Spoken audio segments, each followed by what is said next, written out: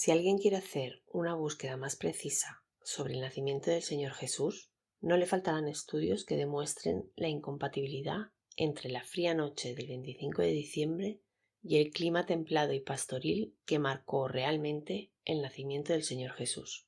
Para cualquiera que quiera investigar, uno de los mayores argumentos para identificar la estación del año en que nació el Señor Jesús es la constatación de que es en la primavera que las ovejas dan a luz y que es una estación en la que los pastores pastan de noche. Incluso es muy claro que hay pastos verdes en primavera, pero no hay pastos verdes en invierno, a finales de diciembre en Israel, y no hay condiciones para que los pastores pazcan de noche. Es una incompatibilidad muy grande con las Escrituras. Por tanto, creer que el Señor Jesús nació cerca de la primavera o poco antes de su comienzo, cuando ya existe ese clima de flores que se abren, el canto de la tórtola, creer que el Señor Jesús nació en la primavera concuerda con las fechas más señaladas por los antiguos cristianos, que consideraban que el Señor Jesús nació en realidad en la primavera. También creemos que esta es la única temporada compatible con el relato bíblico del nacimiento del Señor Jesús.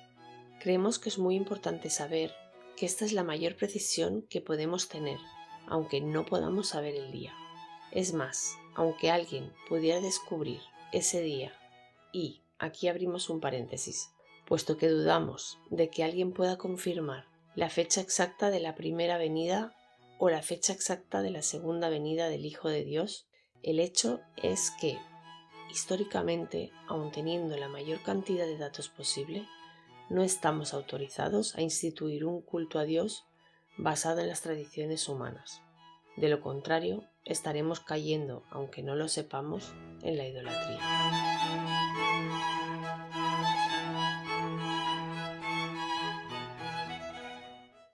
Las obras de la carne están bien detalladas en la epístola a los Gálatas, y la idolatría y las supersticiones están entre ellas. Son obras hechas por aquellos que no son nacidos del Espíritu. Lo que la palabra de Dios ha determinado que el cristiano debe celebrar está relacionado con la muerte del Hijo de Dios. Sí, Él se hizo carne, pero la palabra no nos mandó celebrar el día de su nacimiento. El Señor Jesús fue muy claro la noche en la que instituyó la Santa Cena. Haced esto en memoria de mí. El Señor quiere que hagamos memoria de Él, comiendo el cuerpo y bebiendo la sangre del Hijo del Hombre. Y cuando comemos la carne y bebemos la sangre del Hijo de Dios, estamos recordando la muerte en la cruz. ¿De qué manera? A través de la Santa Cena que mandó el Señor Jesús. También lo hacemos en el bautismo, que es el acto de entrada en la vida cristiana. El apóstol Pablo dice que somos sepultados en su muerte. Así que esta es la esencia de la vida cristiana, una vida nueva con Cristo y una muerte para el mundo. Una vida nueva, no según las tradiciones humanas, sino según la verdad de la palabra de Dios. De nada sirve que el hombre cree una imagen falsa, un culto falso, con todo tipo de tradiciones humanas, aunque tome el nombre de Jesús, porque Jesucristo fue engendrado por el Espíritu y no de la carne. Lo que es nacido de la carne, carne es, y no sirve para nada.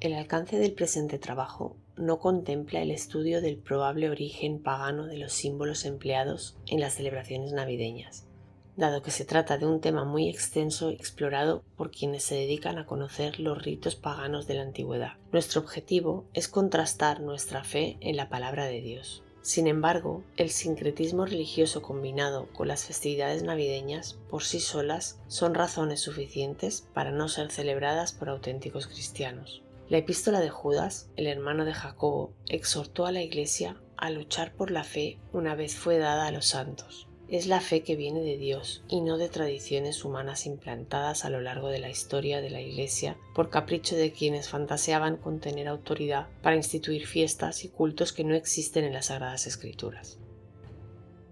Este es nuestro interés, edificar nuestra fe únicamente en la palabra de Dios, porque lo que es nacido del Espíritu, Espíritu es, pero las cosas de la carne son carnales y no forman parte de la fe que una vez fue dada a los santos. Y creemos sinceramente que conviene a todos los que tienen fe en la Santa Biblia y la reconocen como palabra de Dios, no mezclar lo que es santo con las supersticiones de los elementos que el hombre ha instituido a lo largo de los siglos, adorando apariencias, imágenes, ornamentos y todo lo que es externo, incompatible con el mensaje original del Evangelio de Cristo para nuestro interior. Este combate se ha verificado desde los inicios del cristianismo, cuando había judíos que entraban en la Iglesia para imponer por su cuenta las tradiciones y mandamientos judíos sin tener antes una revelación. Pero Pablo escribió: «El Evangelio que predico lo aprendí por revelación». El apóstol no contaminó el Evangelio con los caprichos del ego humano de aquellos que tenían una alta opinión de sí mismos. Muchos cristianos profesos califican de tradiciones humanas los patrones de conducta tradicionales y conservadores, pero, por otro lado, celebran la Navidad como si fuera instituida bíblicamente, o lo que es peor, no les importa cuando se les aclara que no hay nada en la Biblia que justifique celebrar la Navidad.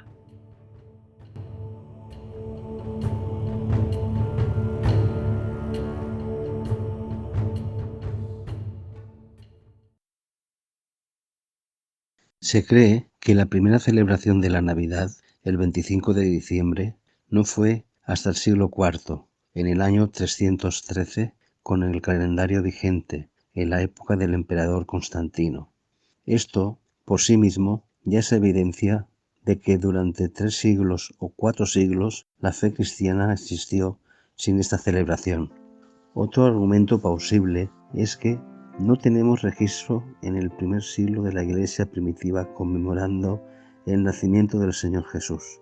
Sin embargo, vemos el registro de la Iglesia primitiva haciendo las proclamaciones centrales del Evangelio, la muerte y la resurrección del Señor.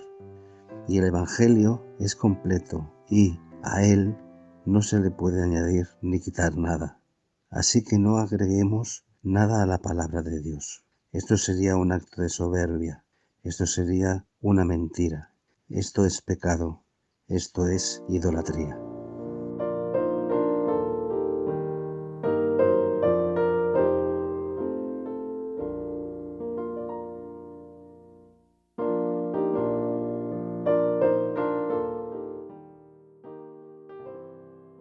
Por eso, aunque parezca un poco fuerte, es necesario decir con Pablo: si el testamento de alguno se confirma, nadie lo anula ni le añade. Gálatas 3:15.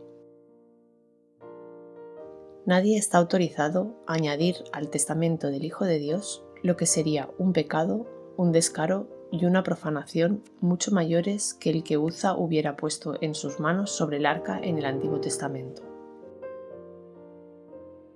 El Hijo de Dios instituyó como ordenanzas el bautismo y la cena, ambos relacionados con su muerte, pero no dejó nada determinado sobre la celebración de su cumpleaños. Estando seguros que solo según la palabra de Dios se le puede adorar en verdad, Juan 4:24, guardar el supuesto día de Navidad es una adoración falsa, un culto falso, consumando el pecado de la idolatría, que genera muerte espiritual. Con todo respeto a los que se consideran diferentes, pero con mayor respeto a la palabra de Dios, no podemos decir lo contrario.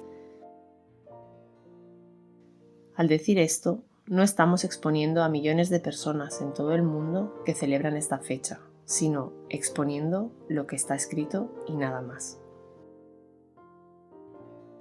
En su primera epístola, el anciano apóstol Juan denunció a los que profesaban doctrinas heréticas acerca de Cristo, trayendo el peligro de que la Iglesia incurra en idolatría por adorar a un falso Cristo.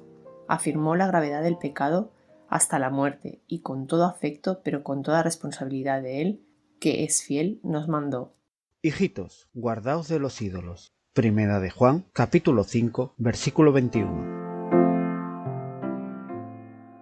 Dios te bendiga. La paz de Cristo esté contigo para siempre.